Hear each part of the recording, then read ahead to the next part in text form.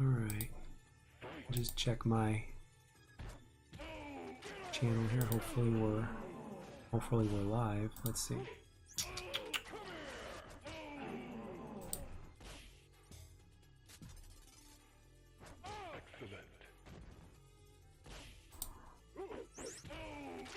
Gotta edit this thing. Gotta edit this thing. Gotta edit this thing. Gotta edit this thing.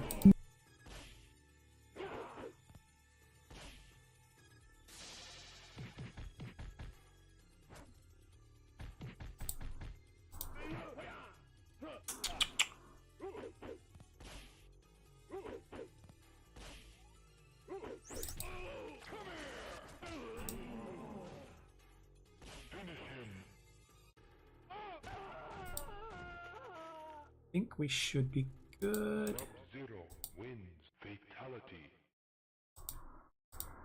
Yeah, looks live to me from here. All right.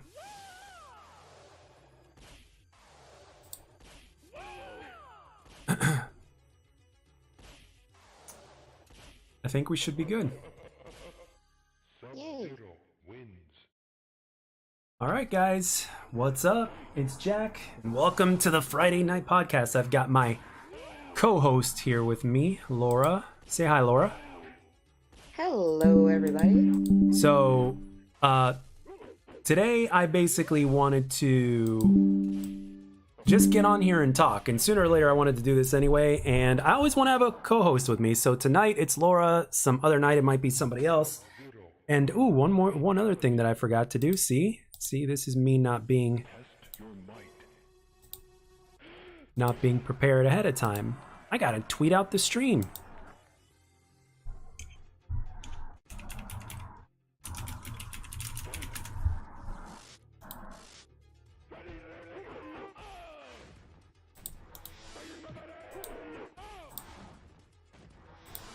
All right.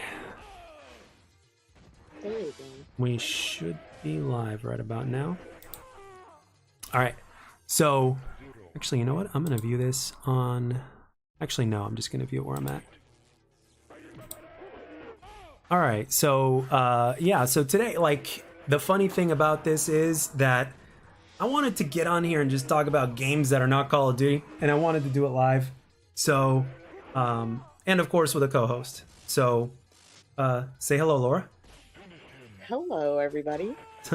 So for those of you guys that don't know, Laura is an IRL friend of mine, very close friend actually. So I was like, yeah, let's get on here and let's do this. So better late than never. It was something that was supposed to happen a while back ago, but anyway, what I wanted to talk about today was a little bit of the Microsoft Activision deal, a little bit of Mortal Kombat 12 and just Mortal Kombat in general, which is why the gameplay in the background is Mortal Kombat, and among other things. So, all right, so back in the day in 1992, obviously Mortal Kombat was an absolute huge deal, right? That game came out and it just changed everything. It took the world by storm.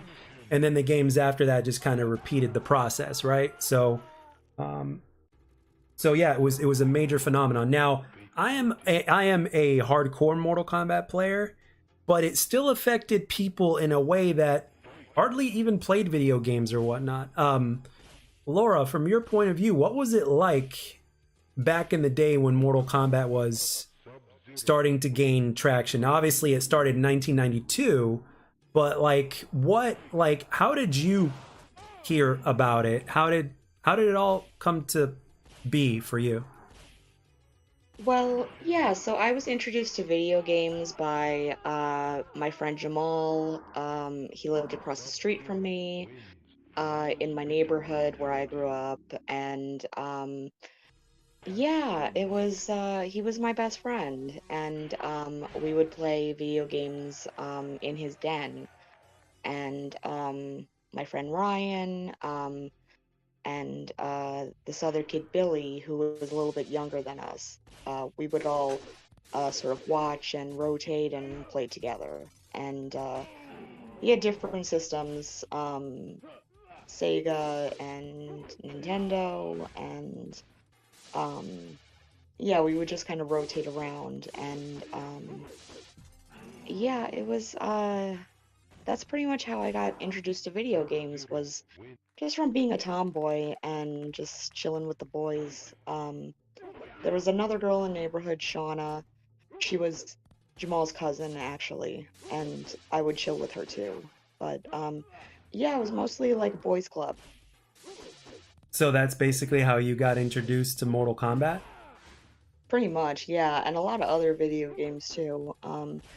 Street Fighter and like a lot of different games like that. Yeah. Now, in your opinion, this might be a controversial question, but I might as well just ask. In your opinion, do video games cause violence? No, Okay. I don't think so. Yeah, I agree. Video I games do. think I think just like dumb kids cause violence, honestly, because Yeah. like Well, the thing is with this game, they back in the day, so many people were convinced that video games caused violence, which now we know. Thank goodness, all these years later, we know that that's not true. So, thankfully, that's not the case. But Mortal Kombat, did you know that Mortal Kombat was actually responsible for the video game rating system that we have today? I remember hearing something about that. Yeah, yeah. Yeah, it's basically Mortal Kombat started that, and it had nothing to do with the game being like the most violent video game. It was a violent video game, but it just ended up being the most popular video game that just happened to have blood and gore and all that other stuff. So plus there was the digitized actors that would play the characters, so they looked really real. So you couple that in with the blood and stuff like that, it had a really a realistic feel to it, so a realistic look to it. So that is another thing that played a role for sure. But so Yeah. I'm gonna cut back and forth between timelines because as of recently, you know how these big corporations, like every quarter of the year, they are, I guess by law, obligated to say like what their share earnings are and shit like that, and what their plans are or Oh, yeah. whatever. Okay, well, Sure. during one of these calls, the guy that was on phone leaked Mortal Kombat 12, and there hasn't been anything like officially announced or confirmed up until then. The fan base was speculating that it was going to be Mortal Kombat 12, and from all the leaks and rumors and all the research that people do nowadays from YouTube and content and all that.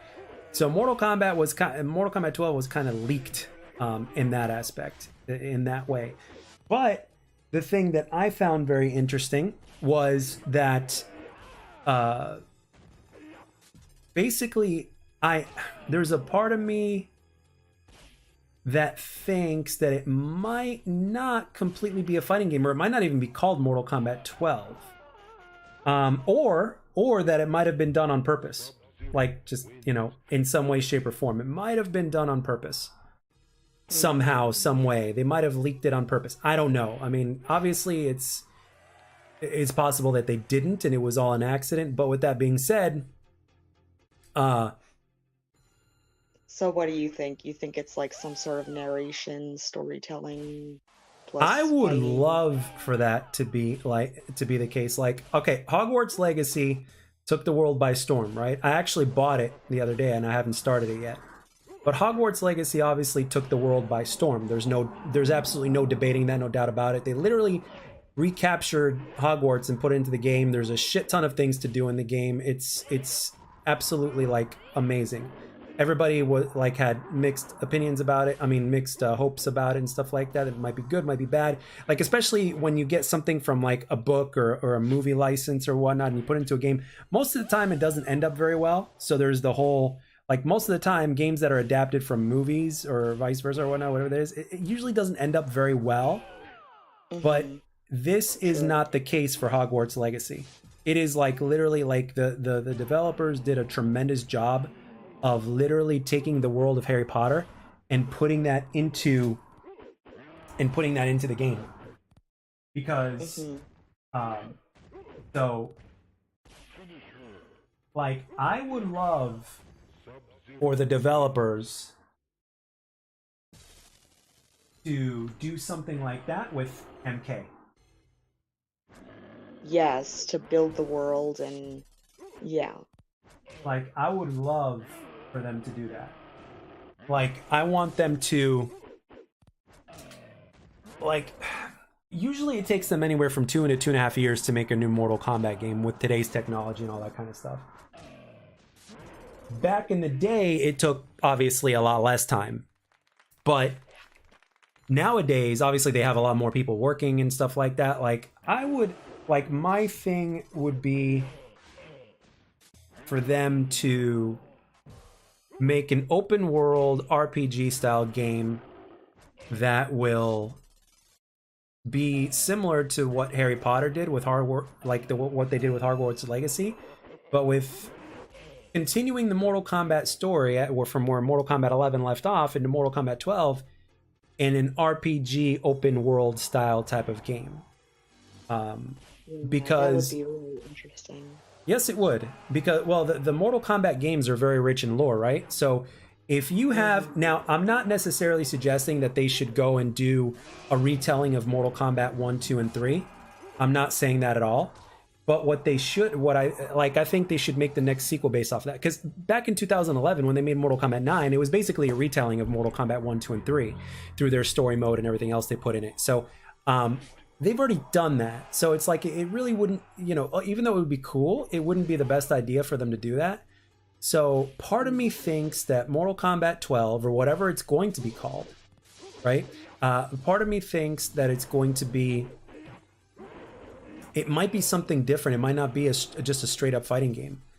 Or at least that's what I would like. Because, like, for the longest time, fans have been, like, wanting a Shaolin Monks remastered, or a Shaolin Monks featuring Scorpion and Sub-Zero or whatnot, or just a sequel to Shaolin Monks, because it was an action adventure game that took place in the Mortal Kombat 2 time, and it was amazing, and it was the first thing that NetherRealm did, or back then they were Midway, I believe.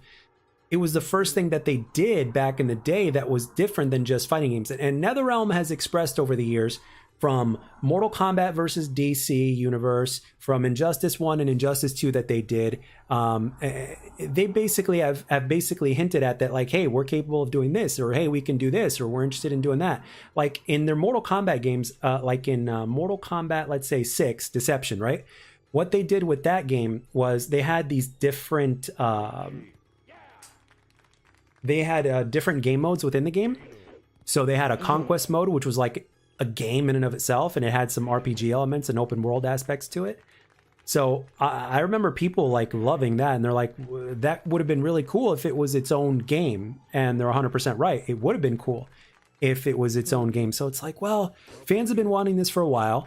It's been 4 years, 4.5 years since the previous game had come out, right? So it's like, I'm thinking to myself, I'm like, well, they've been putting all this time into a game, but it's like, is it just going to be another Mortal Kombat game? Because usually a fighter for them takes 2 to 2.5 years, and it's been 4. Yeah. So I'm thinking like,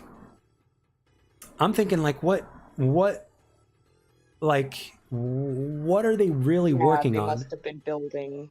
Yeah. I know, yes, because back in Mortal Kombat 5 or MK Deadly Alliance, what they did was they had to build a new engine from the ground up for 3D fighting, because it was always 2D up until 3D time, which was in Mortal Kombat 5, which was Deadly Alliance. So I do know this, that in other gaming routes as well, that if you have to build an engine from the ground up, or just a brand new engine, whatever it is, it takes a significant amount of time to do that. So there were other aspects of the game that kind of paid a little bit because of that, because they had a deadline to meet, and there were other aspects of the game that paid for that. And then they made up for it in Mortal Kombat 6, which was Deception, because they didn't have to rebuild the game engine. So what they did was they kept the game engine the same. They updated it to make it a little bit better, which is updating and rebuilding, or like the amount of time is completely different. And then what they did with that extra time was they put in those extra game modes, they added additional fatalities, more secrets, and all the good stuff that a lot of fans really liked.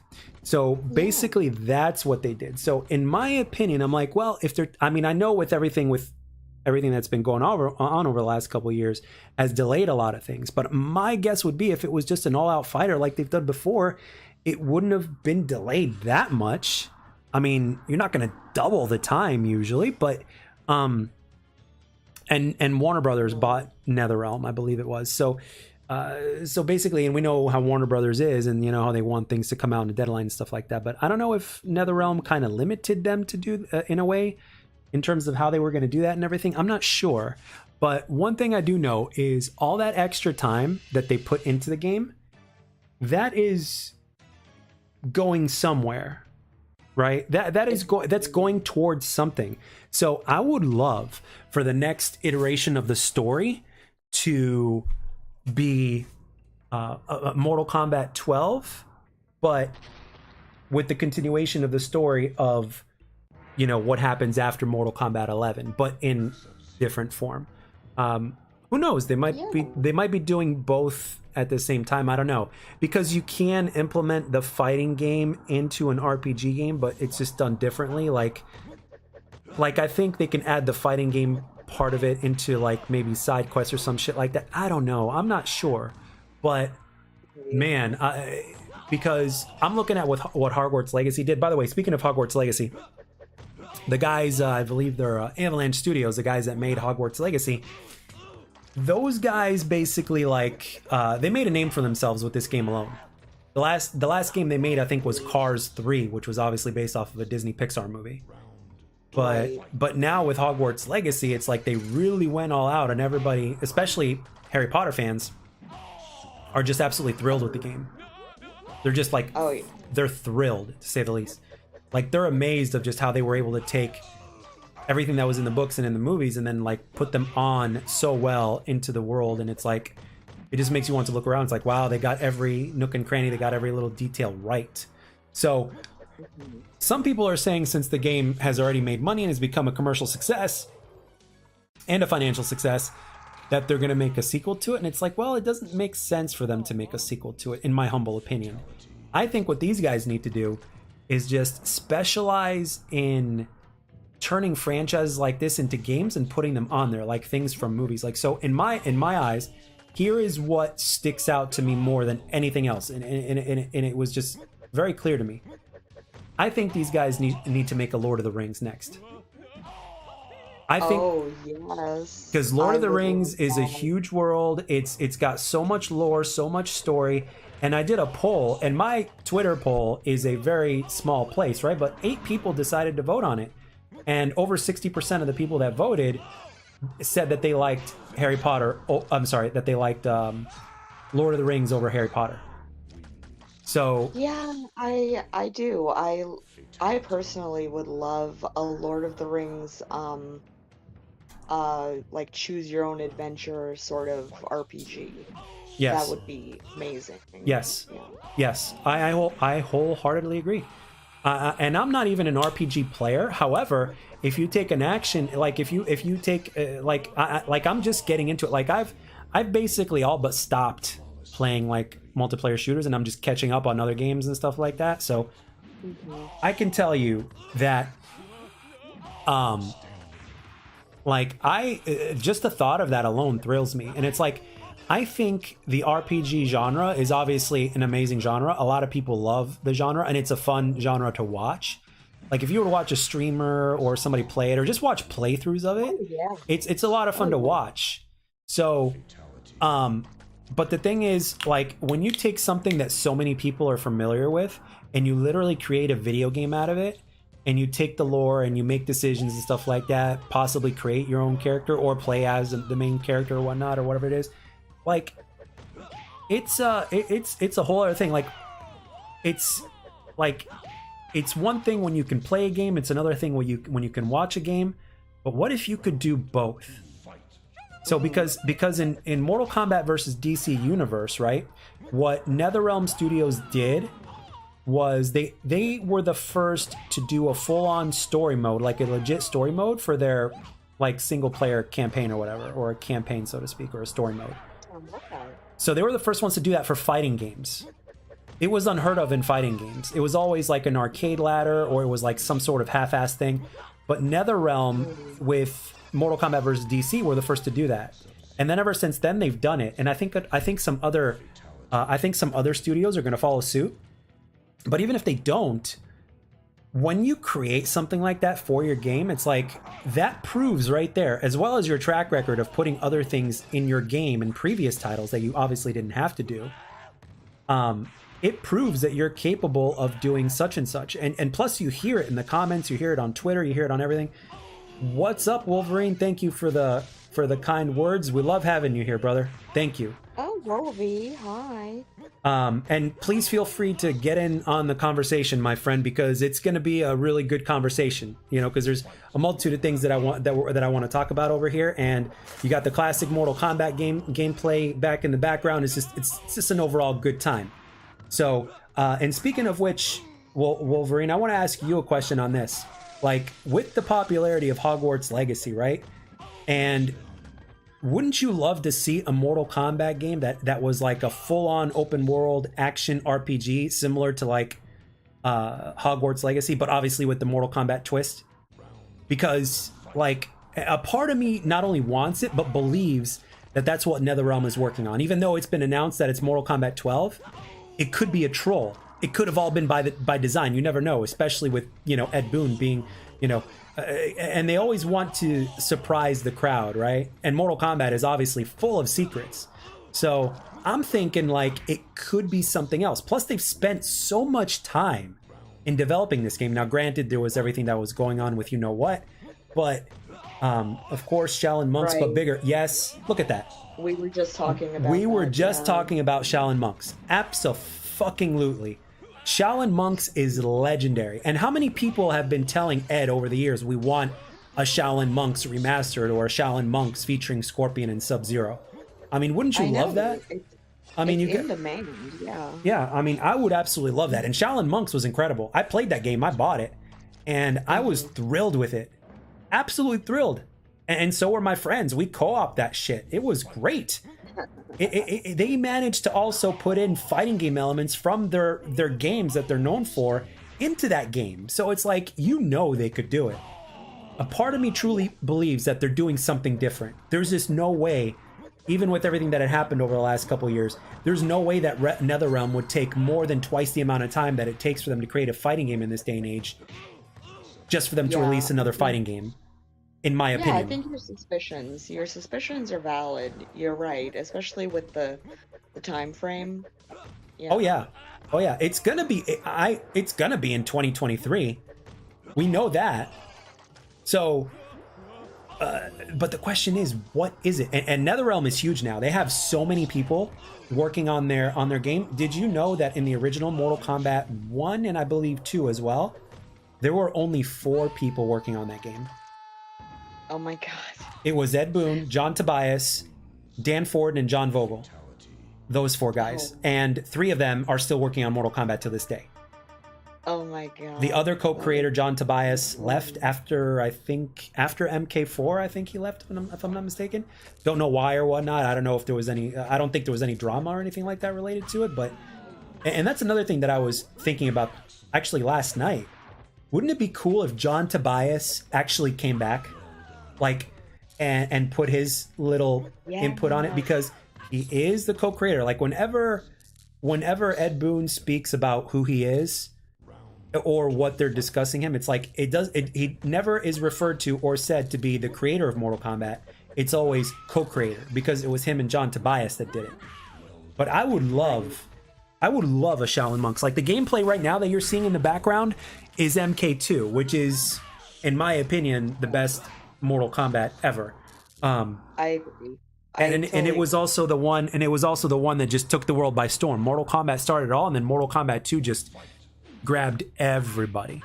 So for me, I would say that the biggest thing for me personally would be like if they had some sort of action adventure with RPG elements into it, huge world, open world or whatnot, and you get to like, I honestly don't think it's just going to be a fighting game. I really don't. And if it is, it's going to be cleverly done in a way. It's probably going to be, if it's a fighting game like MK11 and MKX, it's going to be full of content. And the DLC characters, you can just expect them to be freaking nuts because, like, all the DLC characters that they've had since Mortal Kombat 9 have been fan requests and fan favorites. So, Yeah. I like, come on. I mean, they would have had Michael Myers in there, but the Halloween people said no, according to Ed Boon. We've had Freddy, we've had Jason, we've had Predator and Alien. In the Injustice games, we had the Ninja Turtles. I mean, come on. You know, and they're all about whoever they put in the roster. It's all about what fans want and who fans mention and their popularity, as well as a few other things. So, in my opinion, I personally think that the best thing that they're like what they're doing right now, whatever it is that they're doing, I think they're gonna turn some heads, and I don't think it's gonna be like the Rockstar, not Rockstar Games, excuse me, Rocksteady's new game, Suicide Squad Destroy the Justice League, or Suicide Squad Kill the Justice League. Right. Man, if only COD took a page out of NetherRealm's book. Oh man, Wolverine, you are sometimes. You know what, Wolverine? You and I just became best friends. I want you to know this. That would be amazing. That would be, yeah. Yeah, because what does NetherRealm do? They listen to their audience. They fulfill requests. They once put microtransactions in one of their games in some way, shape, or form, and then in the very next game, they dismissed that. They stopped it. Like, I remember IGN did an interview with Ed before Mortal Kombat 11 came out with Ed Boon, and they asked him if there were going to be microtransactions in a game, and he said, no, there's not. And then he said, thank you. And then they just started cracking up. So, oh man, I keep thinking like Wolverine. Let me tell you, one thing that I keep thinking in my mind was, check this out. Okay, this is a wet dream, but I'm going to say it anyway, right? We're talking, we're on the podcast, you're here, I'm going to share everything with you, I'm going to share everything with Laura, and I'm going to share everything to the world here on the internet for whoever listens and sees it. In my mind, I kept on thinking to myself, once I asked myself this question.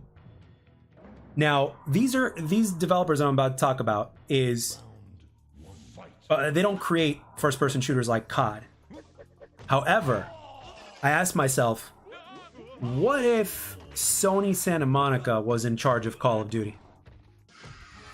Like, because Sony Santa Monica is just a gem of a studio. Like, even if you watch their behind the scenes stuff of the original God of War 1, then God of War 2, God of War 3, and then obviously the making of Kratos in God of War Ragnarok or whatever it is, and God of War 2018. These people are incredible. And actually, I tweeted numerous times at Cory Barlog, and he actually responded to me. Multiple times that he responded to me. And I'm like, you guys deserve a raise. And Corey, you deserve a bonus. He's like, please tell the higher ups that. Or something along those lines. I'm paraphrasing. So, I mean, and these guys, you nailed it on the head, Wolverine. You nailed it right on the head, because that's another reason why I'm always hopeful. And again, this is coming from a person that grew up playing Mortal Kombat before. Like, I grinded Mortal Kombat, the original trilogy specifically, as much as I used to grind Call of Duty, right? Which ended up being the creation of this channel and all that kind of stuff, right? So, I mean, I don't know why Activision rather merged with Microsoft than Sony. Now, well, if you've been Wolverine, that's a good question. If you've been paying attention lately, well, it's not. Well, you do have Killer Instinct and Mortal Kombat would go together. That is a great thing. And by the way, when I created my original Twitter account, not the one that I have now, the first person I tweeted to was Ed Boon, and he actually responded. I asked him, any chances of Mortal Kombat versus KI in the near future? And his response to me was, we don't own the rights to KI. But here's the thing. Going back to what you were saying about, I don't know why Activision rather merged with Microsoft than Sony. Well, number one, Microsoft has deeper pockets than Sony, number one. And definitely. Yeah. And their timing was right and all that kind of stuff. And right now, Sony is actually shooting themselves in the foot in terms of how they're handling the whole thing. And if you do some research, and if you watch some things, or if you look at like one of the podcasts, or listen to one of the podcasts, or one of the channels that I like, which is Randall Thor 19, and when I go, after we go offline after this. I'm done with this podcast. I'm going to listen to the podcast that they had on later on today, like as I do other things. But like when you look at the entirety of what is going on, both legally behind the scenes and how Jim Ryan and Sony is handling things, long story short, Sony is actually shooting themselves in the foot. And you know, again, I'm not a person that takes sides. I love Microsoft, I love Sony, and I love Nintendo for what they do. I love them all. Like, honestly, like if I hadn't spent over $2,000 on this new PC, on my PC to do content and streaming at a better quality and all that kind of stuff, and editing and all that stuff, I would probably own every single console. I had a Series X since last year, I believe it was, or the year before. And I would have a Nintendo Switch, and I would have a PS5. Not that I can't get one today, but it's like I've got more than enough to play with. And the thing is, I love all these guys. As a matter of fact, I would probably buy a Nintendo product next over Sony, not because I don't like Sony, but because I grew up on Nintendo. Mario, like I'm waiting for Metroid Prime 4. I'm waiting for the Donkey Kong, because you know they're gonna make a Donkey Kong, right? Yes. Like Wolverine, yes. you got to say this, bro. Say it with me, brother. Sooner or later, they're gonna make a Donkey Kong for the Switch or the Switch 2. That has been rumored to be a thing in about 2024 or something like that. You know a Donkey Kong game is coming. So Zelda Breath of the Wild was awesome. Mario Odyssey was awesome, and all the other games. Metroid Dread, which was basically Super Metroid, but with today's graphics and technology and at 60 frames per second, was awesome. So you put all these things together, it's like, bro, like Nintendo, you know, even though they move at the beat of their own drum, it's great. And by the way, speaking of Nintendo, they've already signed the contract with Microsoft that if the deal goes through, which it will, by the way, they will have access to Call of Duty as well, and for like 10 years and all that and everything that goes with it, just like everybody else, including Microsoft themselves. The best era was when Nintendo was a powerhouse, and Breath of the Wild 2 is going to be crazy. Yes, it will. I can't wait for Breath of the Wild 2. Yeah. I might, you know what, Wolverine, I'm not going to lie, I might even pull the trigger and get a Switch for that game alone. And the thing is, I don't need the special Switch controller, because the original Switch controller is like so small, like their Joy-Cons and stuff, but I have a Brook Super Converter, and I can pretty much plug that into any Switch, into the Switch, and I can play using a PS5 controller or an Xbox controller or whatever. But Breath of the Wild 1 like was $60, very well spent and very well earned for the developers. Like it would take 100+ hours to like complete that game. Like I watched my favorite, even though I didn't have it myself, I enjoyed watching my favorite content creators and some streamers play that game. And I'm like, I completely understand why people absolutely adored Breath of the Wild 1 and and the upcoming Breath of the Wild 2 that's going to come out. Mario Odyssey was awesome. Like I completely understand. I would have 100,000% been there and with that. I mean, for instance, like, and I will get to everything that I bought recently, and I've got Elden Ring, I've got Hogwarts Legacy. Like, there's a reason why these games are successful as they are, and why they're as good as they are, and it's because they listen to the fan base. So the way I look at it is like Microsoft, what they're trying to do is they're trying to expand and let gaming be a part of everybody's life at an easier access. So like, for instance, with Game Pass, that's their big thing, right? Game Pass. So, which is the best deal in gaming history, by the way, in my humble opinion, because it's what they did with cable. Like, a lot of people don't have cable anymore because they're getting so much more at a lesser price through streaming services, whether it's Netflix or HBO Max or whatever they decide, right? So Microsoft is doing that with Game Pass, but it's even better because you're not streaming the games, although they have the cloud for people that want to do that, but they're doing that with the games. And if they empower Game Pass, that's really going to bring it up a notch. And on top of that, the biggest thing about this acquisition is also the mobile. They want to get into the mobile thing because they really don't have much of a presence on mobile, and they also need to improve in Japan. So if you put all those things together, like Microsoft is really like, and it's consumer friendly. You can't like, what, even if you're a Sony pony or whatnot, and you're strictly with Sony, which is cool and everything like that. It's like, you got to admit, it's consumer friendly. So it's like the more consumer friendly you are, and you offer a better deal to the people that that are a part of your product, and the word spreads and all that kind of stuff. It's absolutely like the amount of support would be phenomenal over time. I mean, Game Pass is shown to be profitable. At first, people were saying, "Oh, Game Pass is not profitable; it's costing them money." No, it's actually quite profitable. Most people are paying anywhere from $10 to $15. I think right now people are paying $15. I pay $15 a month for mine, for Game Pass Ultimate. And there was what, Wolong? I just downloaded that. I mean, at full price, it's $70. And I installed that the other day. And the first boss, by the way, is a pain in the fucking ass. But with that being said, you have an access to hundreds of games, and their catalog is going to grow. You know, let's see. Wolverine says, but my thing was with Microsoft is that they don't do anything with their IPs, and they mismanage their greatest IPs. I agree with that. If Call of Duty goes to Microsoft, then the stuff going on with Activision will only get worse, in my opinion. I partially agree with what you're saying, and I partially disagree, and I'll tell you why. I agree because of what you're saying. Like, for instance, case in point being Halo Infinite, how they fucked up. Now, the good news is that Bonnie Ross, Frank O'Connor, and Kiki Wolfkill are not a part of 343 anymore. So, because the guys that led 343, I think, are the ones that are responsible for its downfall. Downfall, probably. That could be the case. I'm not sure. I'm not entirely sure. I can only go by speculation and everything that I've read and everything that's been posted online and all the confirmed info. But that's it. However, before Sony had the exclusivity limitations or whatever it is, since Black Ops 3 with Call of Duty, before that it was Microsoft. So, and when that happened, during the era of, let's say, Black Ops 1, Black Ops 2, Modern Warfare 3, all that stuff, Call of Duty was still doing remarkably well. And this was during the golden era of Call of Duty. And it was with Microsoft getting the exclusivity first before Sony ended up doing that in 2015.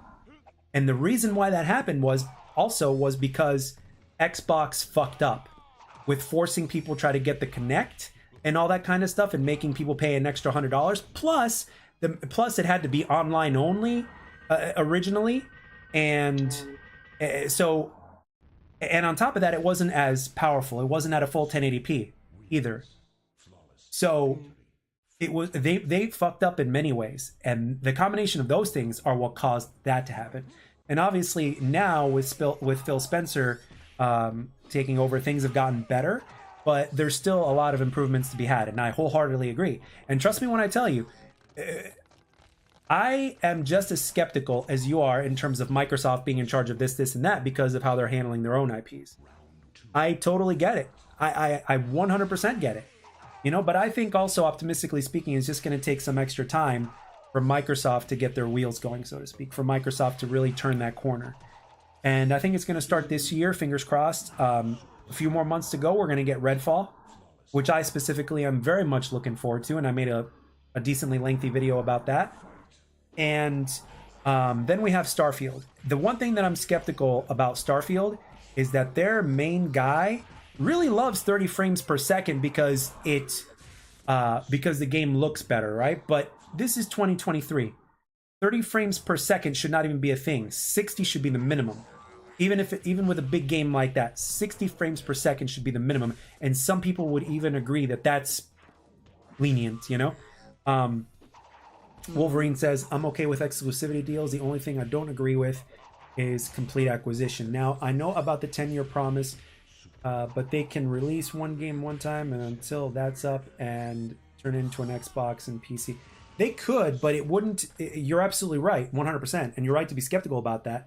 However, that's not going to happen because Call of Duty multiplayer is designed for as many people to play. Like, if they were to do that, they'd actually be shooting themselves in the foot financially, because they still get a percentage of whatever Sony plays, because they would own Call of Duty, so they would still get a percentage because Sony is also playing it, and Nintendo is also playing it, and all that kind of stuff. So what Xbox wants to do, what Microsoft and Xbox want to do, is they want to expand, and they're going to get all that extra money that they would have. You know, I mean, if they made it exclusive, they'd actually be losing money. They would actually, especially in the long run, because as you know, in terms of the way Xbox and Microsoft have been handling things, it's they've been doing it like everything is all about the long run. I mean, yes, they are thinking about now, but they want to know where they're going to be in the next number of years. Because with Game Pass, you know, they've come a long way with Game Pass, and it's only going to get better. So they've done it before, but I mean, it depends. Microsoft has been known for monopoly and greed in the 90s. That's true. That's true. But that was back in the... And like, right now, this is absolutely true, 100%. But in terms of the gaming thing, that's what I'm looking at. But I agree, because it is a business at the end of the day. So I'm not going to dismiss what you said at all or disagree with you completely or anything like that. I actually see where you're coming from. And in the back of my mind, I've always got an eye looking back there and expecting something. But they have done it before. But right now, in terms of like what they've been doing and what they're looking to do, I don't think it's gonna be like that. But and obviously with Bethesda, no, you're not. I wouldn't say you're a pessimist. You just see things. You're seeing things from the other side of the coin, and I'm very much the same way. But I'm just trying to look at the more positive side of things. But the thing is, no, I understand. And with Microsoft's track record, when you look at it from start to finish, from when they used to be in the 90s to where they are now, you have every right to be skeptical. Absolutely. But honestly, I think it's going to be overall better for gamers, because when you look at, for instance, when comparing it to movies and Netflix and HBO Max and all that kind of stuff, and I'm naming those two specifically because I have those two, and I am getting more from HBO Max than I ever did when I had like cable and an HBO subscription or whatnot, like back in the day. And we used to pay more for that. It costs more. So it's like, why would I pay more when I could pay less and get more of what I want? So that they're translating what Microsoft wants to do is to translate that into their gaming division, which is going to make them a shit ton of money. And I was actually listening and watching a video about this earlier today. And we're talking about people that like really know what's going on and really know how everything works. Like people way smarter than me, and way smarter than your average bear that, you know, that know what they're talking about. And when you see them talking about it, when you hear it, you're like, oh wow, I didn't think of that. And then when they mention that, it's like, holy shit. It's like, this absolutely makes sense. I didn't even think of that. It's like staring at me in the face, but I didn't really think of that because all I'm thinking about is this. So I agree with your side of the fence. No doubt about it. 100% I agree. But I don't think it's going to I think they're actually going to be at a point to where they can actually satisfy the consumer base, and I just think it's just taken them a while in order to do so. You know, I know they made Bethesda games exclusive, there's no doubt about that, but they also needed that big company for exclusivity. But with Call of Duty and with some of those other games, really, it just wouldn't make sense to make them exclusive, especially with Call of Duty, since so many people play it. They'd be shooting themselves in the foot. You know, I thought about the same thing. I'm like, yeah, they could pull a bait and switch to where they can change things up after 10 years. But at the same time, even if they did, is Call of Duty going to be the same after 10 years? And even if it is, again, they'd be shooting themselves in the foot. And if it's not, they could always go exclusive. But if you're going to make more money not going exclusive, then why go exclusive? You know, people are not going to spend an extra few $100s in order to play the same game on a different console or whatnot. They're not going to do that. Most people would not spend an extra X amount of dollars just for one game alone. They're not, especially if especially if that game is a AAA game. You know, but if it wasn't, again, it's highly unlikely. Most people, the truth is, most people don't have that kind of freedom financially to spend on that. Like, it's exactly. Like most people are not like, for instance, like when you take the gaming audience, most of them are not aware of half of the things you and I are talking about right now. They're not. Over 90% of them are not aware. They don't know how deep the rabbit hole goes. They're very, like most people that game, 90+% of the people that game don't care about how well they do. They're just gaming to have fun, and then that's it. I think in the end, the PC will overtake both consoles. I mean, PC, no doubt about it, is absolutely powerful. It's the most powerful platform. I mean, right now, what I'm looking at right now that I'm streaming from as well, okay, is, I would say, probably power wise, probably 2 generations ahead of where we are now. Okay, so when the next consoles come out, you know, the PC itself is still going to be better for, you know, yet another generation to come. So, but the thing is this, here's the problem with that, right? Consoles are still viable to this day. You know why? There's a couple reasons behind this. Number one, they're more affordable. And by the way, they're selling these things at $500 or slightly over $500 at a loss. Okay, so let's not forget. Yeah, I think we talked about that before, not on any video, but Yeah, they're selling these things at a loss. So, number one. And number two, another reason why consoles are still a thing, like when you look at some of the games that have been released today, there's a lot of PC issues. There's a lot of optimization issues on the PC versions of those games in comparison to the consoles. Now, it doesn't happen with every game, but with a lot of games, a lot of big name games lately, there's been issues on the PC versions of them. But yet on console, they're fine. And you know why? Because most people have consoles because they're more affordable and simpler. They're simple, they're more affordable, and easier access, all that kind of stuff, and much easier to play on a gamepad, on a controller, than it is to learn mouse and keyboard. Yeah, true. So the learning curve is quite big, but with console, it's easy access. You get it, it's easy, wham bam. So I'd say for about a couple more generations or so, you know, consoles are still going to be a thing. But it goes beyond that as well. It's also because they're always going to have something, you know, because I don't think people are just going to play on PC. At least not everybody. The smallest community of gamers that are on PC are very small in comparison to console. Like when you look at Call of Duty, the vast majority of people that play Call of Duty play on a PlayStation, with Xbox coming in second and with PC at a distant third. Before crossplay was introduced, after about a few months, even into a game like Black Ops 4 with Blackout and everything like that, people couldn't find matches. So guess what? They ended up going back and playing on the PS4 because there were more people playing. Okay. It's one thing when you have a few thousand people playing your game, but it's a whole other thing when you're talking about hundreds of thousands and millions of players. That number is way different, you know, because in some cases, you know, when it comes to PC, it's like you can only play in a certain part of the day, but you can't play at night because people are asleep and there's not enough people online. You go on console, especially with crossplay and everything like that. But even if there wasn't crossplay, you go on console, you can play whenever you want. There's always going to be a lobby to find. Yeah. That's the issue. That is the issue right now. So it's still going to be a thing.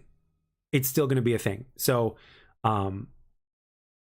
yeah, when looking back at it, I think Xbox overall has a very strong future ahead of it, but it still has a long way to go, and it's got a lot of things to prove. Like out of everybody, they have a lot to prove, because with Halo they screwed up. They had to delay obviously Starfield and Redfall. Redfall's coming out soon. We'll see how that ends up. Starfield is going to be Starfield. Like Starfield is a lot of people's most anticipated game. But the problem with that, going with that again, is that the main developer guy, the guy that's in charge, loves 30 frames because he likes the graphical fidelity. But it's like, dude, okay, that's nice and everything, good for you, but we should at least have the option of having 60 frames. And I think that's going to be an option, hopefully, crossing fingers, a minimum of 60 frames, hopefully. And even for a game like that, you should at least have the option to go above 60. But it's just that game is so huge. And when you focus on upping the frames, like it takes a lot of development time for whatever reason. I'm not a developer, but all I know is that it's a challenge.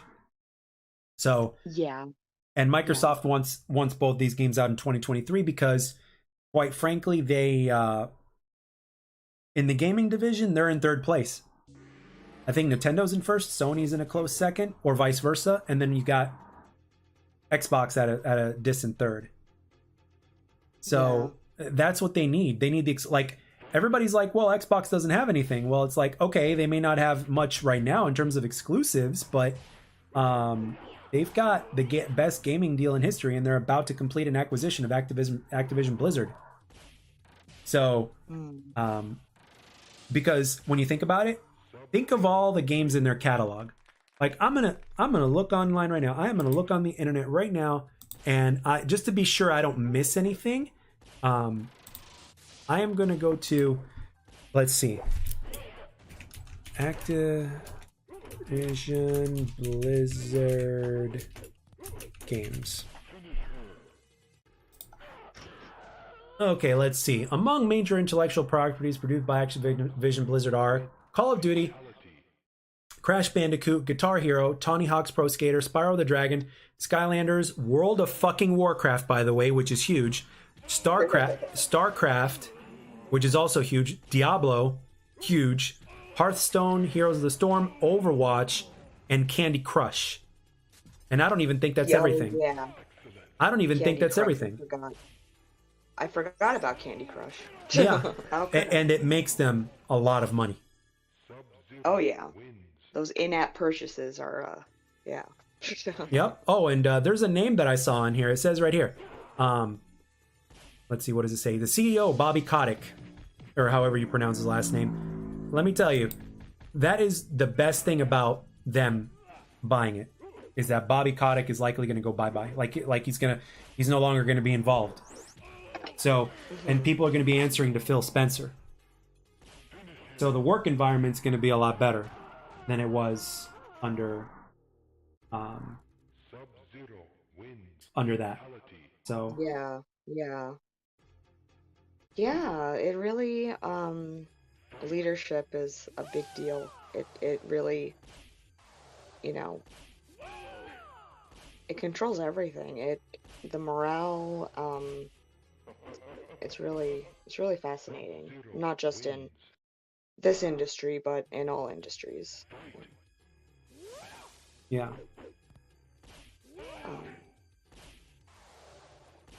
I need a bathroom break. Okay. So I'm gonna mute myself for a couple of minutes. I'll be right back. Okay. So that is the gist of it. That is one of the best things about the whole Activision Blizzard acquisition, is that Bobby Kotick is no longer going to be involved. Likely. If he does, I would be shocked. But I seriously don't think so. He's going to walk away with $300-something million as well from this acquisition alone. And the guy is already worth $7+ billion. If I'm not mistaken, according to Google, he's worth like $7+ billion. And I think his net salary is $800,000 or some shit. Like his annual salary is $800,000 or some shit like that. So that just goes to show you. So, I think at this point right now, I think that it's going to be good for the work environment of Activision. So Call of Duty can only get better. I would love for them to change things up in terms of the ecosystem. It's like, okay, you don't want to get rid of Demonware, the guys that make the EOMM. It's like, okay, let's focus their strengths on something else, like removing that stuff and focusing that strength on something else. That's what I think needs to go down. So the work environment's going to be better, because if the work environment is better, then you're going to have a better product when that product releases. So, and on top of that, Microsoft has also been really known to actually fund people when they run out of funds. Like, do you remember Psychonauts 2? Which is an awesome game, by the way. Psychonauts 2 got, they ran out of money or something like that, and then Microsoft basically picked them up and said, take as much time as you need. Here's the money that you need. Make a good thing. And they did. Psychonauts 2 is an incredible game. There's zero doubts about that. Psychonauts 2 was made purely by heart, and it had all the right support. And this is just an example. So, and they're all about indie developers as well. That's another thing. They're all about indie developers. When you look at their vision, they just want to be everywhere, and they want to provide the best bang for your buck. Because, again, going back to like Netflix and what Netflix did and HBO Max and all that other stuff, it's like there's a reason why most people don't have cable anymore, and why a lot of people just opted for Netflix and stuff like that. And once it gained momentum, it took like about 3 to 4 years for Netflix to really like gain that momentum. So by the time you reach 2010 or 2011, which was like 4 years after Netflix was a thing, which was I think back in 2007 or 2006, then Netflix just took off and is huge now, as you know. So that is what's going to happen with Game Pass, and I think that's what's going to happen with Microsoft. Nintendo is always going to do well. Sony is going to have to, in my opinion, I think they're going to have to change a few things and adapt, which they will. I don't see why not. And then that will be their thing, and they'll become better because of it as well. They wouldn't have their Game Pass clone or whatever you want to call it, or their version of Game Pass on their thing if it wasn't for Game Pass itself. Because they saw that it took off, they see that it's profitable, so it's like, oh shit, we got to do this too. And Sony's got a whole bunch of really great developers that are developing terrific games. Like you got Wolverine coming out, you've got Spider-Man 2 coming out. I mean, the next God of War is going to be awesome. Loki might have his own game. I mean, seriously. and that's just the tip of the iceberg, man. There's just so much more. So, and then of course, with Microsoft, putting all those franchises of Activision Blizzard on Game Pass is just going to be incredible, man. I can't wait till the day to where the Spyro Remastered trilogy and the Crash trilogy, as well as Crash Team Racing, Nitro Fueled, the remastered, all those come out on there. All the Diablo games are going to be on there. The Call of Duties from the past and in the present are going to be on there. It's like everything is there for you to completely access, no matter what. Now, in terms of multiplayer with Call of Duty, I know that it's like a lot of the past games are hacked. There's no doubt about that, but that's fine, whatever. But with that being said, again, there's zombies, there's campaign, and believe it or not, a lot of people love the zombies, a lot of people love the campaign. Plus, it would make for hell of a content. It's like, I haven't played every single Call of Duty campaign, so it's like, hey, what if we were to actually go back and play these? From a content, That would be really great. yeah, from a content standpoint, it's great. And I have a PS4, which I haven't gotten rid of, and I'm not going to either, because it doesn't require you to be online in order for you to be able to play your games. So, so if internet goes down for whatever reason, it's like, hey, I can still play on something. But there's not just that. There's also this arcade stick thing that's got a whole bunch of games that I invested in last year. Oh, I have a similar thing. I think I sent you a picture of it. It's like a green brick. It looks like a old Game Boy, but it's not a Game Boy. Yeah. And it's got like 99 games on it. Yeah. But mostly I just played Tetris. Yeah. So. Yeah, 100%. There's also what's it called? Yeah, this thing is like that, but it's like a full-on 2-player arcade stick, and you plug it into your TV, and it's got like thousands of games. Yeah. So there's always that. And then there's the PS4, which is why I'm not getting rid of that. So at this point, I'm just thinking like we could definitely like in terms of what Microsoft is trying to do, honestly, and again, looking at it from a broad spectrum, like when this deal goes through, and a lot of professionals and people that know the law and shit like that are saying it's going to go through. And even if it were to go to court, Sony wouldn't win that in court for obvious reasons. And I'm not talking about because Microsoft has deep pockets, but it's because of everything that they've been saying and all that other stuff, which just isn't true. But it's just going to make the industry better. Honestly, that's the thing. Like when you see something getting better like that, it's making the industry better. And I do believe Microsoft when they say competition is healthy. Case in point, when Vince McMahon bought WCW back in the day, they became the only wrestling entity, and guess what? Slowly but surely, things have been going down in terms of wrestling. But as of recently, there's been other iterations that have come to be, and then competition has kind of gone back up again, and the popularity of both eras have come back again. So, I think it was a major mistake, even though he even though it only cost him $5 million. It was a big mistake to buy his competition. Um, Yeah, true. I think it I was agree. I think it was an ego thing, but I think it was a mistake for him to buy his competition. I really think it was. So I think that when it comes down to it, at the end of the day, I think Activision, the Activision Blizzard deal is going to go through, and I truly believe that it's going to actually make things better in the long run. And I'm not just talking about Microsoft themselves, but I'm talking about the businesses themselves as well. And Nintendo has been moving at this, at the beat of their own drum, which is fine. But with that being said, I think that sooner or later, I don't know, Nintendo might come up with something, or might do something themselves. Because I've said this before, but like if Nintendo had their own version of Game Pass with all the games on their previous generations and all that kind of stuff, like in one monthly price, me personally, who grew up in that generation, I would have no problem paying $10 to $15 a month or something like that for access of like Yeah. multiple generations of Nintendo games and their exclusives, because those games are just too good, man. I mean, Mario, Donkey Kong, Zelda, like all I those mean, games. I'd really like a single place, like a Pokemon hub where I could like go and like play games, but also watch the cartoons and um, you know, like also find maybe partners to play cards with. I don't know. Yeah, I don't see why not. I personally think that would be a great idea. And they're Yeah. probably if they're smart, if Nintendo is smart, which I believe they are, they're probably thinking of this.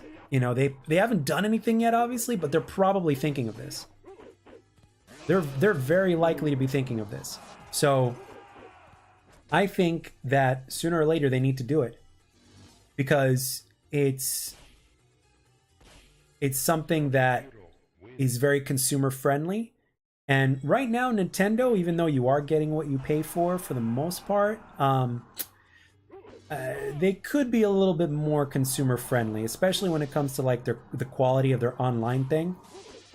So I don't know. I think they could be a little bit more consumer friendly. But whatever they're going to do next, whether it's called the Switch 2 or the Super Switch or whatever it's going to be called, I think that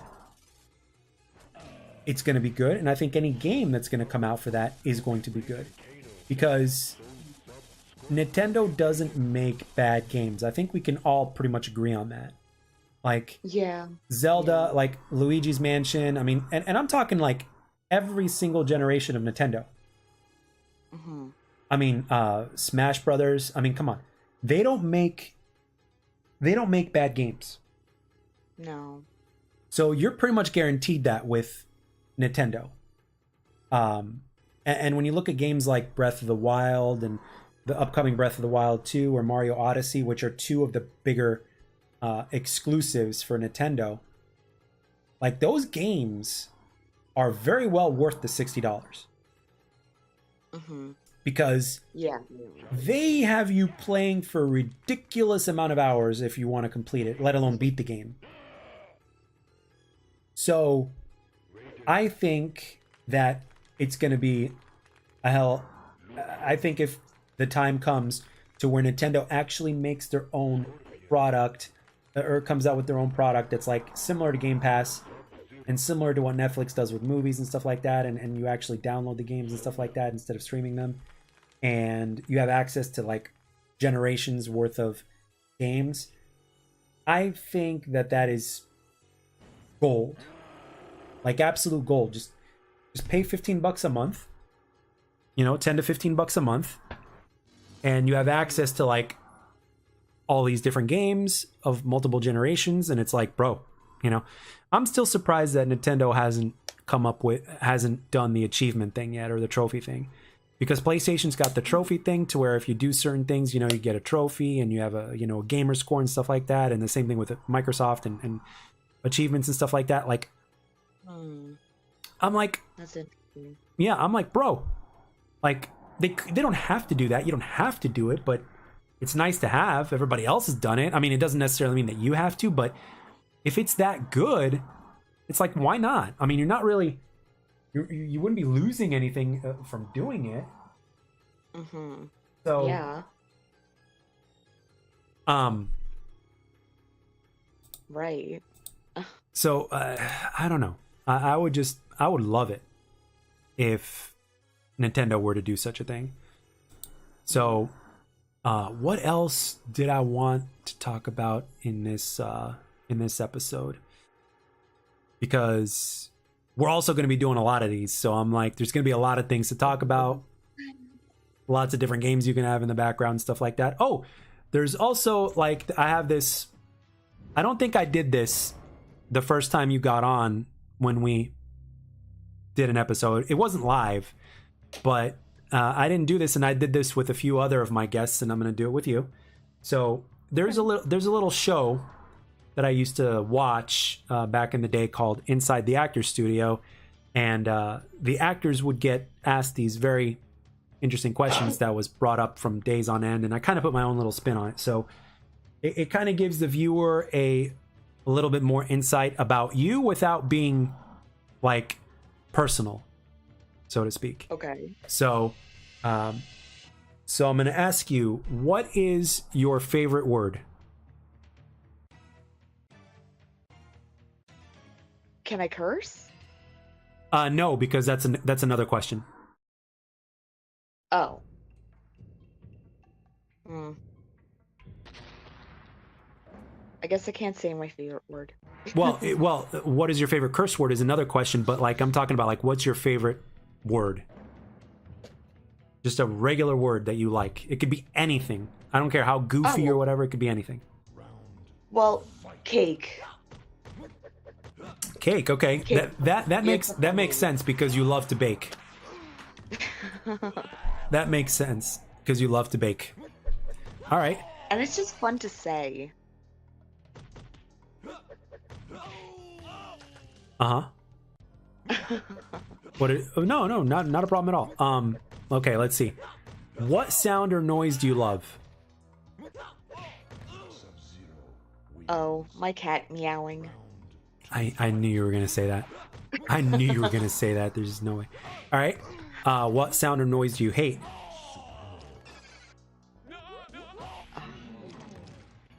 My cat breaking things. Oh, really? So Yeah. Biscuit is the one that breaks things?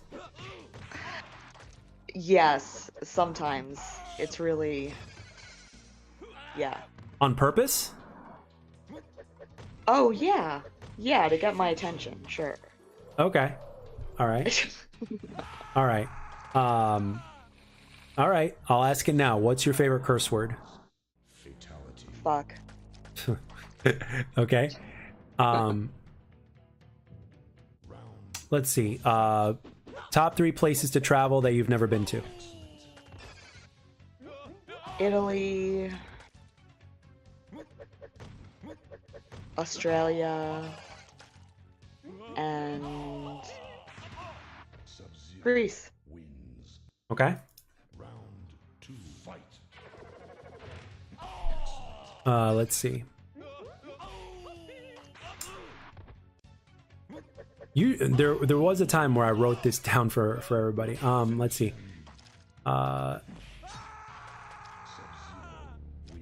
Favorite food. Tacos. Okay. Hard or soft? It doesn't matter. I usually go for hard tacos. Okay. All right. Okay, so you're from New York, so what's the best restaurant in New York? La Bernardin. Okay. I didn't even hesitate. Yeah, I could tell this. Give me a few of your favorite bands. Green Day, Pearl Jam, Nirvana, The Clash, Blondie, Guns N' Roses, yeah. So for those of you that in case you guys don't know, Laura is the same age range as myself. So so when you look at some of these bands or whatnot, some of them might be a little old school, and that's because of the era that we grew up in. Yeah, definitely. My mom was an old metalhead, and my dad was kind of a hippie, so my taste in music is kind of in that vein. Yeah, your taste in music is quote unquote interesting, so to speak, especially when you talk to the new generation of people now. Right. Favorite TV show? Oh man. I don't know if it's my favorite, but I guess it's Gilmore Girls. It's like my comfort show. I've seen every episode maybe 3 times. Um, so it's just like the characters are very comforting to me. Okay. Give me 3 things you can't live without. Books, my friends, and my cat. All right. If you won the lottery tomorrow, what's the first thing you're doing with your money? Let's say, and let's be more specific about this. Let's say you won the lottery and you won $15 million. What's the first thing you do with the money? I'd buy a farm, and I'd go to my nearest shelter and clear out the shelter. Just adopt all the animals. Okay. Okay. And what would you say is...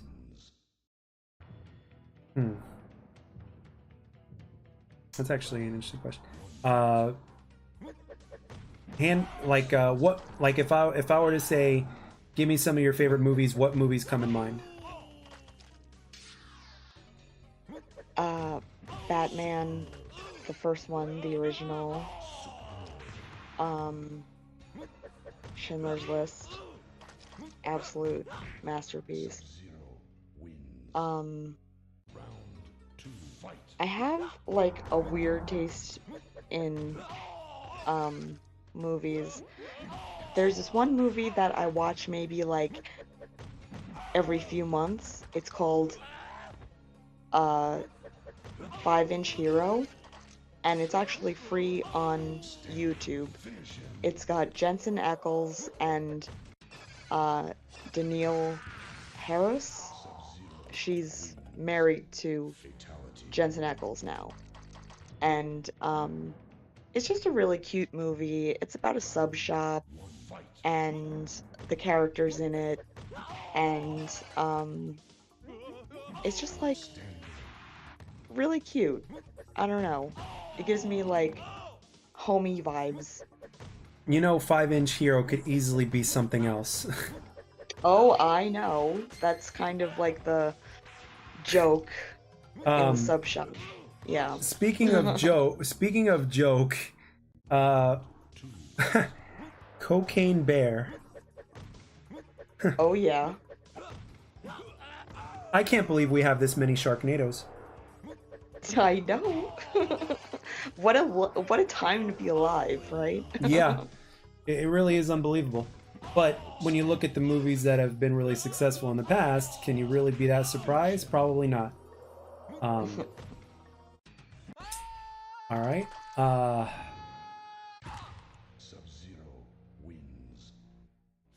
What is... You obviously are someone who is a very experienced person in the kitchen. So, what would you say... I know part of the answer to this question, obviously, but I want to put it out there. What would you say are your top 3 things that you can make in the kitchen? Quiche, eggs, and potatoes. Very simple, very like the quiche. I would say, just to me, that's just fancy to me. But at the same time, when you look at different ways you can do potatoes, or the way you can, the different creative things you can come up with something basic like a potato, or even eggs for that matter, it's like it makes you think a little bit. So, okay, They're so all my comfort foods, honestly. I'm very big on comfort foods. Yeah, right. Yeah, no, you can't go wrong with carbs. When it comes to comfort foods, they might as well just be called carbs at this point. basically, yes. Yeah. No, yeah. When you think comfort foods, it's usually carbs. Like you talk to anybody out there who, you know, like if calories didn't matter, what would you eat? I'm pretty sure that a lot of those foods would consist of a lot of carbohydrates. Oh yeah, there's nothing like little crispy potatoes, like little wedges, you know, Now, so good.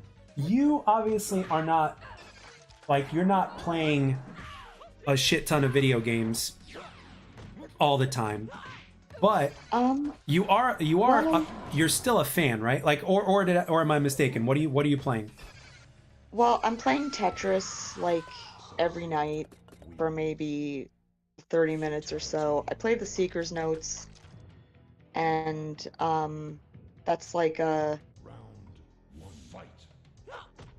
puzzle game, RPG, sort of different puzzles in the game, and I play Elder Scrolls Legends um periodically, maybe like twice a week.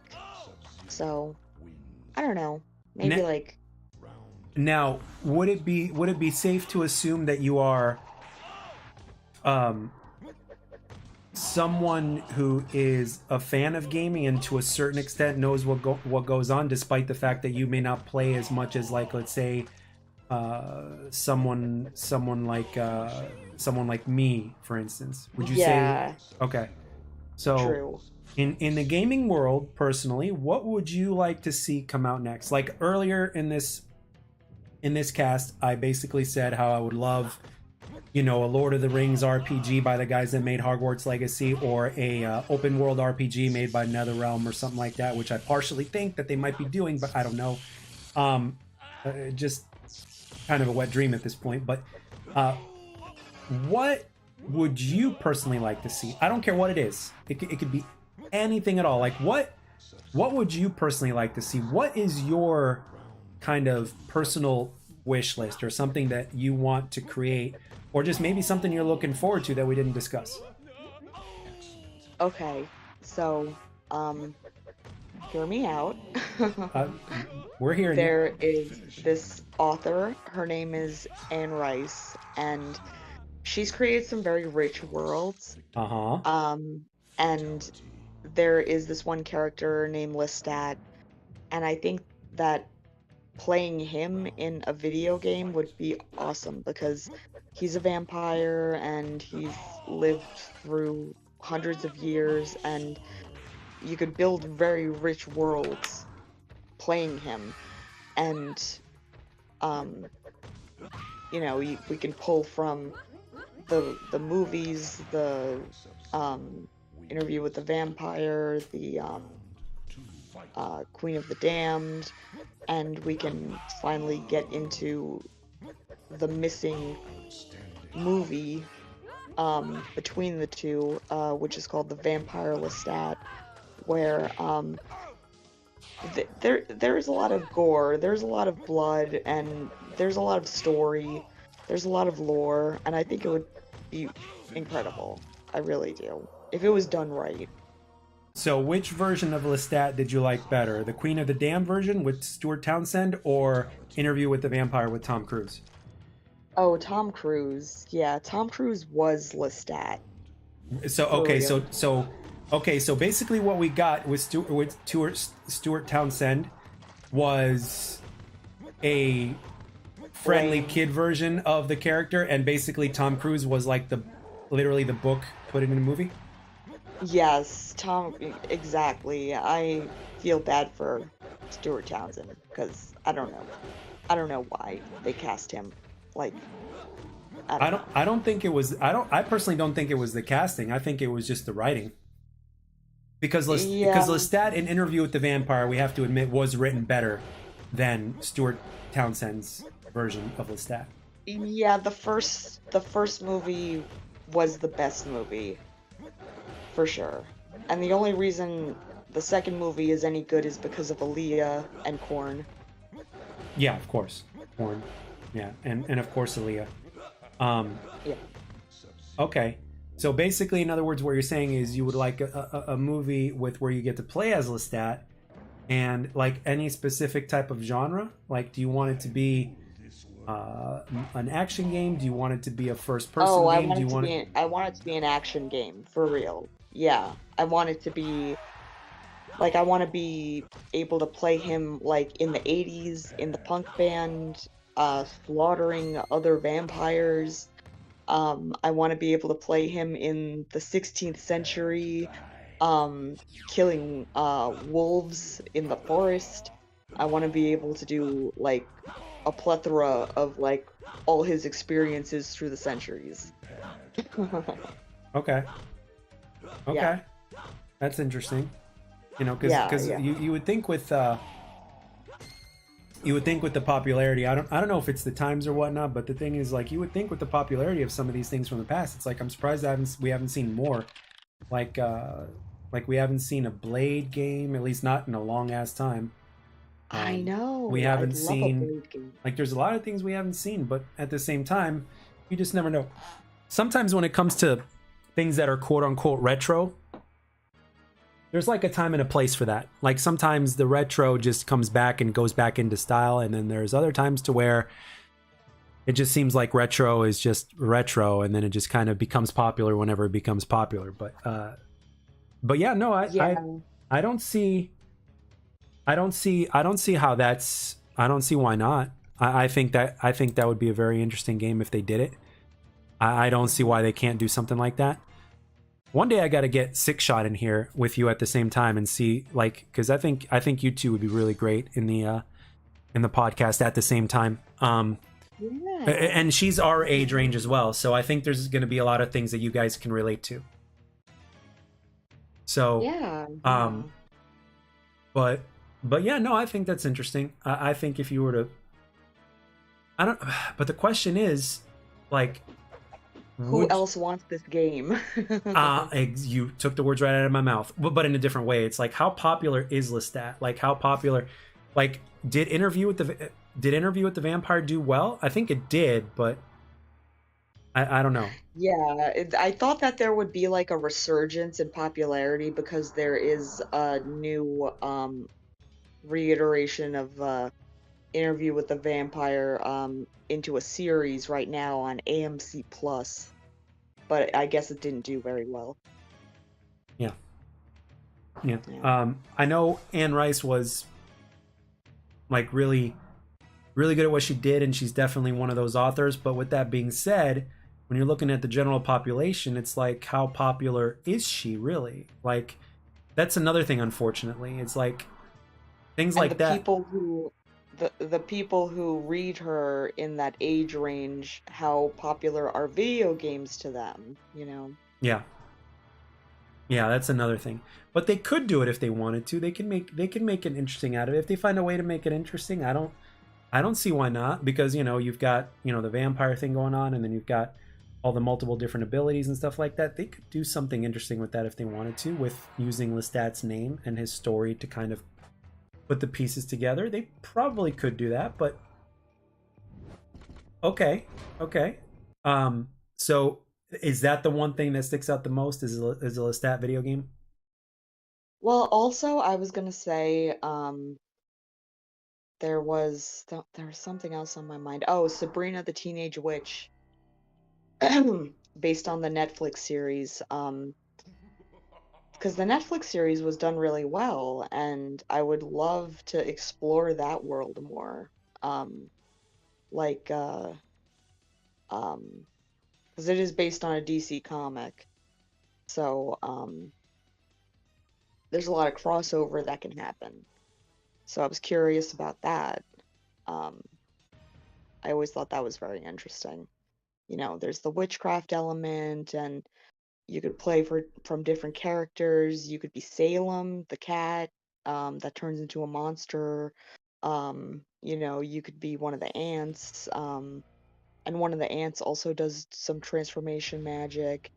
Um, and you can have quests. I thought that was really interesting. Um,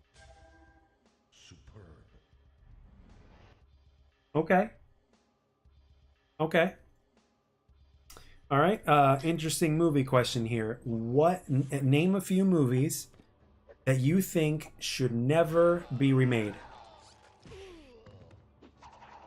oh, um, this is a good movie. I don't know if you've ever seen it. It's called Giant, and it had Elizabeth Taylor and James Dean, and it is like an epic.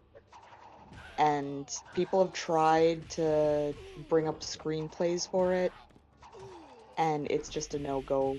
Like, for me, it's just like a masterpiece.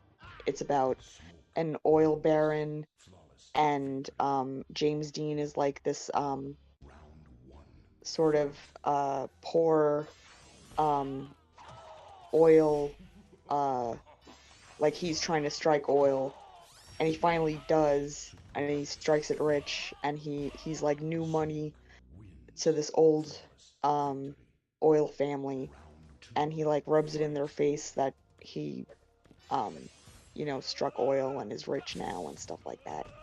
And it's all about that story arc. um and it's James Dean, come on, and Elizabeth Taylor. Like, please don't remake my favorite movie. Okay. Oh, and The Jerk With with Steve Steve Martin. Martin. Yeah. That's a movie that just cannot be remade, actually, because it's not politically correct. Yeah.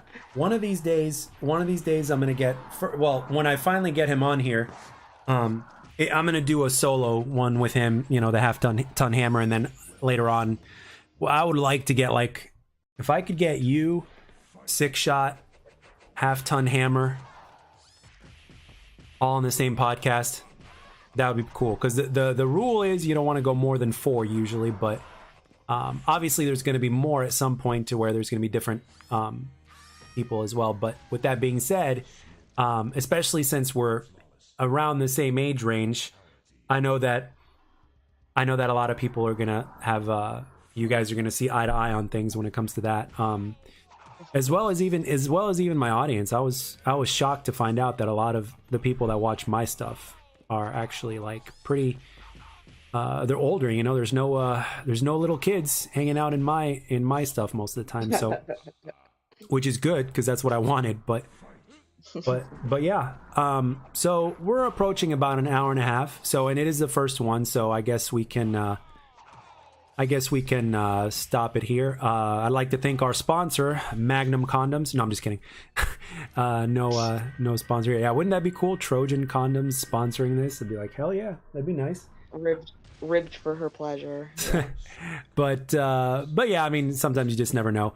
But yeah, I just thought I'd put that out here, and then I want to make this a regular thing, and obviously it's fun, it's a good time, and if you're down to do this on a regular basis, we could always co-host this thing together. We could always have different people as well, and because when you're doing a podcast, just doing it by yourself, it just doesn't hit the same. And then when you get like one or more people in the chat, it just makes everything. I mean, if we're gonna have these conversations off stream, it's like you might as well put it on stream and just open up the conversation and have other people get involved. So yeah, it's interesting. so Yeah. so the next one, I'll probably be talking about a whole bunch of different games, or we might switch it up to movies or whatnot. I mean, there's always stuff to talk about. That's the beauty of it all, is there's always stuff to talk about. So yeah, so yeah, I am going to. Yeah, go ahead. Yeah. Oh, I was gonna say, would you be open to me asking your opinion about Reddit? Am I the asshole? I don't even know what the hell that is. Like, I know what Reddit is, but I don't know what that's all about. Yeah, it's a whole world of people asking questions. Am I the asshole if, for example, I take my wife's hair dryer because it bothers me in the morning? Oh yeah, Or- I think that would be a good addition to the stream. It kind of changes things up a little bit. Kind of like my questionnaire. See, that's the thing about podcasts is or just content in general. You can come up with a whole bunch of ideas and you can implement those ideas and just make it fun. I mean, really. So that's the beauty of that's the beauty of podcasts and or videos or creativity. You can literally like just kind of change things up and make things, you know. Okay. You could do like Yeah, you could do like a halftime thing. I mean, I could even have a, you know, with all the stuff and everything like that, I could put, you know, I could do a video thing or whatnot in the middle of this, like kind of like a halftime show, and then kind of go back to the regular thing after that. But yeah, I don't see why not. Have some ideas. Yeah, sure. So, all right. Well, I think that'll do it for this episode. So I hope everybody enjoyed it, especially, you know, if you see it afterwards or whatnot, or whatever the deal is, you know. And thank you for Wolverine for stopping by. And that's how podcasts go. People stop in for a certain period of time and then they go, you know. So, but it is here. So if anybody wants to see it, they can. Laura, thank you very much for joining me. It's always a pleasure. Oh, thank you for having me. All right, guys. We'll see you on the next one. Have a good night or morning wherever you are, and take care.